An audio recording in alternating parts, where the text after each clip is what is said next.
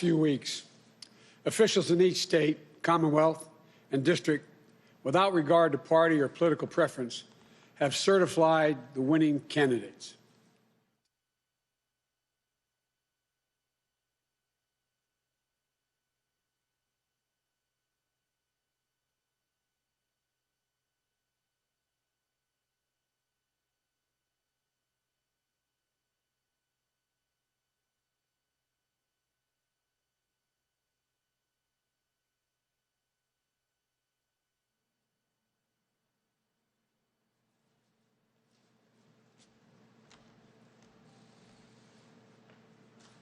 Good evening, my fellow Americans.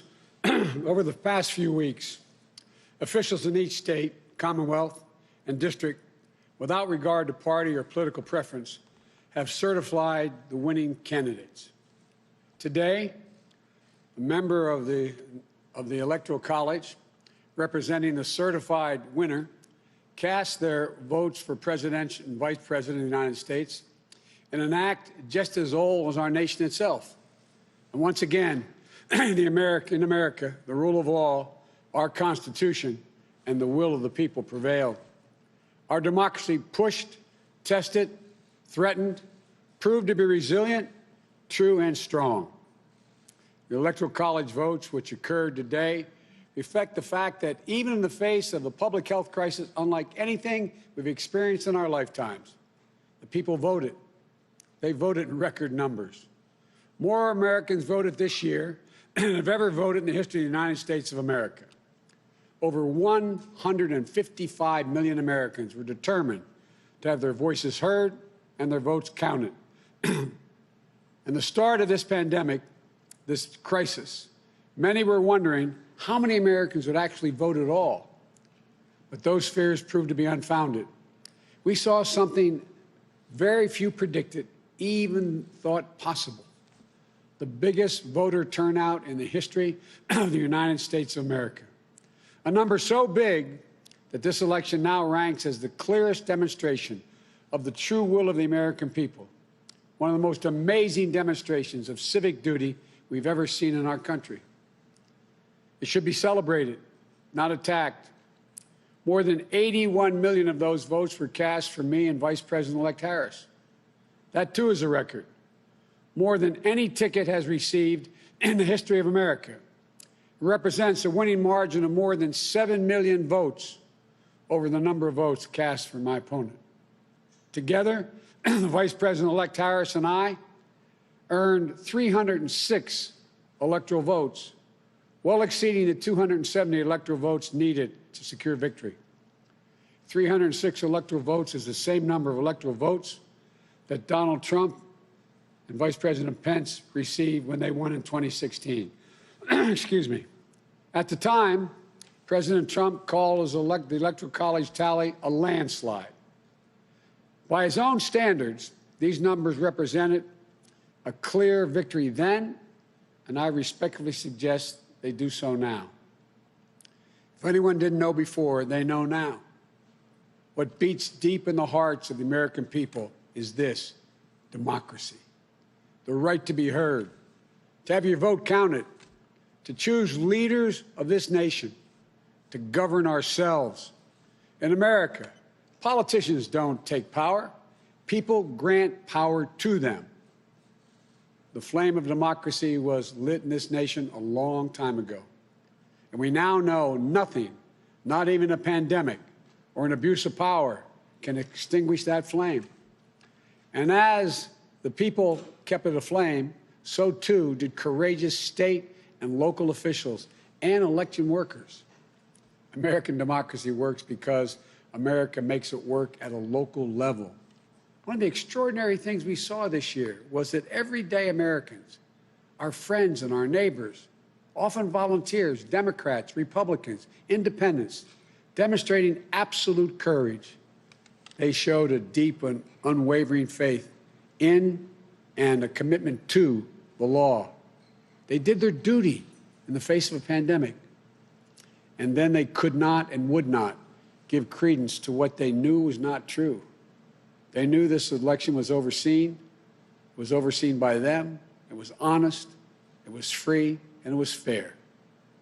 They saw it with their own eyes, and they wouldn't be bullied into saying anything different. It was truly remarkable, because so many of these patriotic Americans are subject to so much enormous political pressure, verbal abuse, and even threats of physical violence. While we all wish that our fellow Americans in these positions will always show such courage and commitment to free and fair elections, it is my sincere hope we never again see anyone subjected to the kind of threats and abuse we saw in this election. It's simply unconscionable. We owe these public servants a debt of gratitude. They didn't seek the spotlight. You know, and our democracy survived because of them, which is proof, once more, that it's everyday Americans infused with honor, character, and decency that is the heart of this nation. You know, in this election, their integrity was matched by their strength, independence, and the integrity of our judicial system.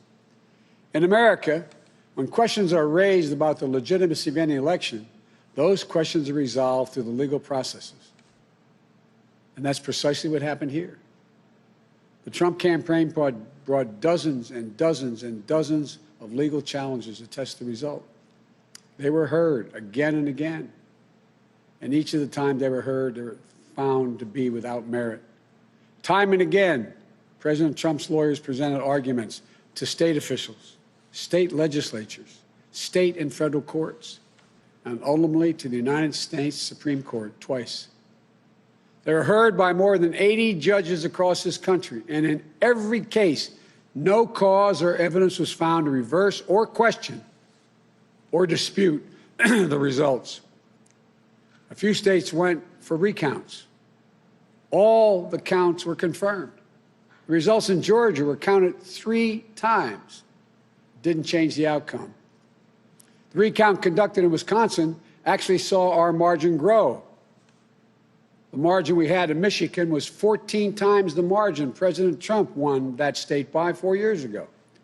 Our margin in Pennsylvania was nearly twice the size of the Trump margin 4 years ago. And yet, none of this has stopped baseless claims about the legitimacy of the results. Even more stunning, 17 Republican attorneys general and 126 Republican members of the Congress actually signed on to a lawsuit filed by the state of Texas. That lawsuit asked the United States Supreme Court to reject the certified vote counts in Georgia, Michigan, Pennsylvania, and Wisconsin. This legal maneuver was an effort by elected officials and one group of states to try to get the Supreme Court to wipe out the votes of more than 20 million Americans in other states, and to hand the presidency to a candidate who lost the Electoral College, lost the popular vote, and lost each and every one of the states whose votes they were trying to reverse. It's a position so extreme, we've never seen it before. A position that refused to respect the will of the people, refused to respect the rule of law, and refused to honor our Constitution. Thankfully, a unanimous Supreme Court immediately and completely rejected this effort. The court sent a clear signal to President Trump that there would be no part of an unprecedented assault on our democracy. Every single avenue was made available to President Trump to contest the results. He took full advantage of each and every one of those avenues. President Trump was denied no course of action he wanted to take. He took his case to Republican governors and Republican Secretary of State, as he criticized many of them, to Republican state legislatures, to Republican-appointed judges at every level. And in a case decided after the Supreme Court's latest rejection, a judge appointed by President Trump wrote, quote, "This court has allowed the plaintiff the chance to make his case, and he has lost on the merits," end of quote. Lost on the merits. Even President Trump's own cybersecurity chief, overseeing our elections, said it was the most secure election in American history, and summarily was let go. Let me say it again. His own cybersecurity chief, overseeing this election, said it was the most secure in American history. You know, respecting the will of the people is at the heart of our democracy, even when we find those results hard to accept. But that's the obligation of those who've taken on a sworn duty to uphold the Constitution. 4 years ago, when I was the sitting Vice President of the United States, it was my responsibility to announce the tally of the Electoral College votes in the joint session of Congress that voted to elect Donald Trump. I did my job. And I'm pleased, but not surprised, by the number of my former Republican colleagues in the Senate who have acknowledged already the results of the Electoral College. I thank them, and I'm convinced we can work together for the good of the nation on many subjects. That's the duty owed to the people, to our Constitution, to our history. You know, in this battle for the soul of America, democracy prevailed. We, the people, voted. Faith in our institutions held. The integrity of our elections remains intact. And now it's time to turn the page, as we've done throughout our history, to unite, to heal. As I said in this campaign, I will be president for all Americans. I'll work just as hard for those of you who didn't vote for me as I will for those who did. There's urgent work in front of us, getting this pandemic under control and getting the nation vaccinated against this virus, delivering immediate economic help so badly needed by so many Americans who are hurting today, and then building our economy back better than it ever was. In doing so, we need to work together to give each other a chance to lower the temperature.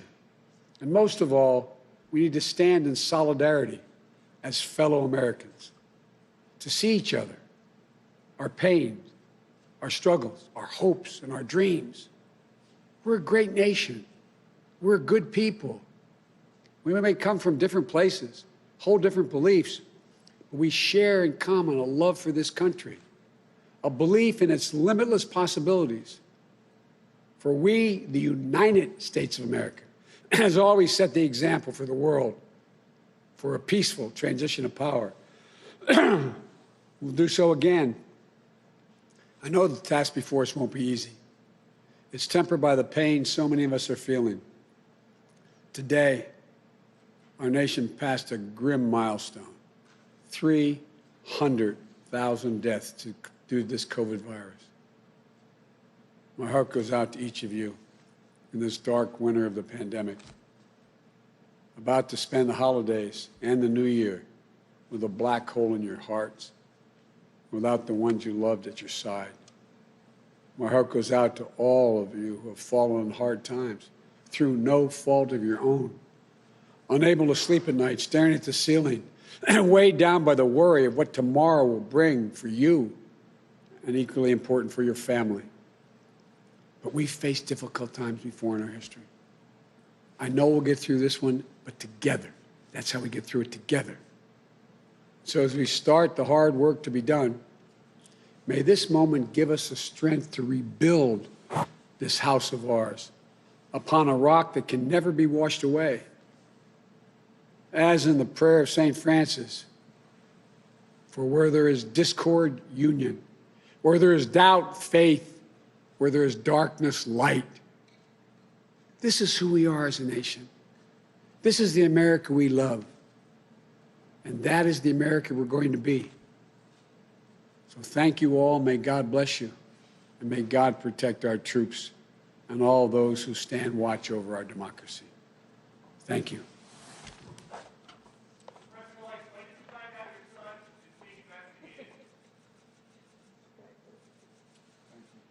Thanks for the congratulations. Appreciate it. Thank you.